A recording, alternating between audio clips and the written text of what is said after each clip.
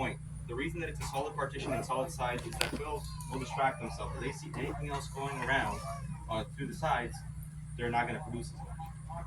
Like I said, the divider is also solid because the grass is always greener on the other side. The quail's going to want the other females and not pay attention to his females. So you're going to lose egg productions in both cages if they're, wire sides. So if you make your own, make it solid or use a piece of cardboard, just something solid, so they're focusing on breeding, egg production, meat production, and everything else. And also, if there's like not, it's not the ammonia and the smell is going up to the quail, they will get pink eye, and they're not going to be comfortable, or they're always going to have an eye shut. It's a type of pink eye. It swells their eye shut, and that's prevalent in the jumbo browns that we've noticed, at least in our experience. The jumbo browns, their eye will shut completely, and that's either with too much, time with their poop lingering, Ammonia will or make actually the putting eyes the swell fan shut. directly here in front. Their eyes will start swelling shut.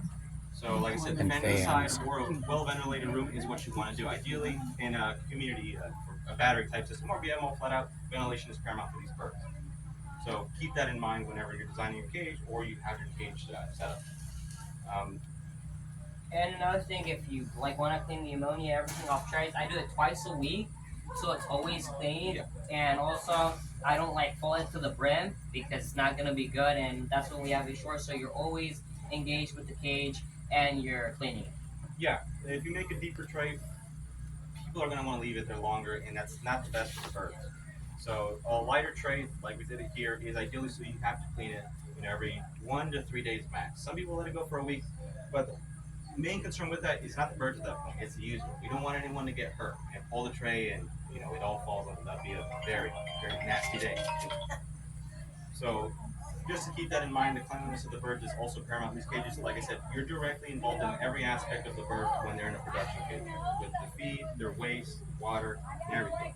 So it's not just like I got the cage, set it down, and forget about it. No, you have to be actively engaged with your bird, so you have good results. Did you say that you have some kind of a shield? So, say like, in your regular small parakeet Yep. cage, right, where you have the water like that, it would have a shield to help protect anything from falling in the water. Yeah. Do you have some kind of shields? For both, actually. So these we have shields. If you're gonna keep them in an aviary and you got like other chickens and stuff in there, we do make a wire cover for the feeders. But if we have them paired up like this, we do a whole entire wire cover with a metal shield on top, so they can still see their water and all, and keep the dust up, because water just attracts dust naturally. So Well, I was thinking like mice climb in to get down into the feeders. with that, then that's the wire cover that's over. Yeah. Chickens and mice keep out of it. But if you have mice on the cages, then you're gonna lead to other problems. You're gonna want to get them out. Right. Oh, absolutely. Yeah. Unless you have Stone. hanging cages, because Oh, hanging yeah. cages you can hang them over and just put on like a wall or anything, so the mice or whatever rodent's not just gonna climb on and everything. That's why we have the distance of the tube. That's how we have designed, so they're not climbing. So another thing is, people say I got a 6-year battery and the bottom cage is not laying as much and the top cage is. So when you have a tall stack like that, you're gonna want to put your lights vertical instead of horizontal.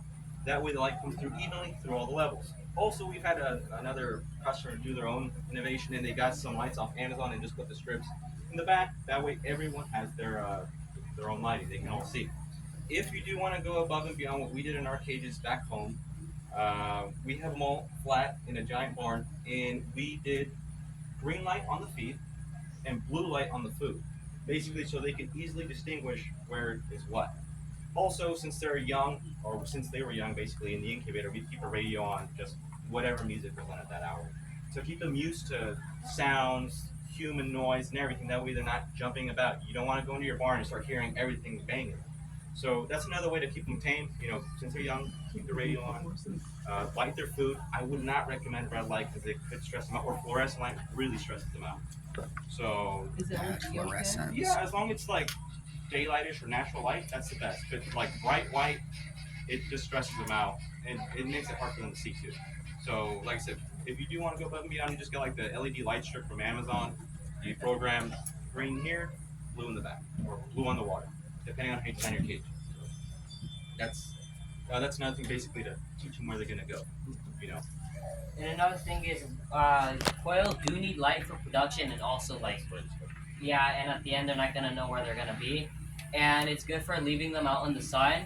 because they're gonna be happy and they know that they're getting vitamin D. Yeah, natural light's the best, but if you can't, or you do want to do like a day and night cycle, you can do that. If your barn is totally closed, you just do a day and night cycle. Let them rest for like 8 to 10 hours, and then you can do light again. That's just the best. And at night, we still left the LEDs on there, so the light, the color strips. So you don't turn those on. All right. As far as it goes, does anyone have a question? I know I've been kind of running fast. Yeah, go ahead. Does it matter if it has mother, the apple cider vinegar? I'm sorry. Have what? The type You of said you vinegar? use apple cider vinegar for something. Does it matter if it has mother in it? Is it apple cider vinegar with mother, or is it just apple cider vinegar? Just apple cider vinegar. Yeah, like when you get it, like it's, we have cider vinegar, so I'm not sure what you got here, but yeah, just basic apple cider vinegar or citric acid, depending what you're using it for. You're gonna be using it for worming. Apple or cider cleaning lines. vinegar I like and citric acid for worming and cleaning lines. We're using the wrong thing. Oh, I got you. So yeah, so for worming, apple cider vinegar. If you want to clean the lines, you can use both, either apple cider vinegar or citric acid. Both you get them from that flush out. Oh, okay. Another thing.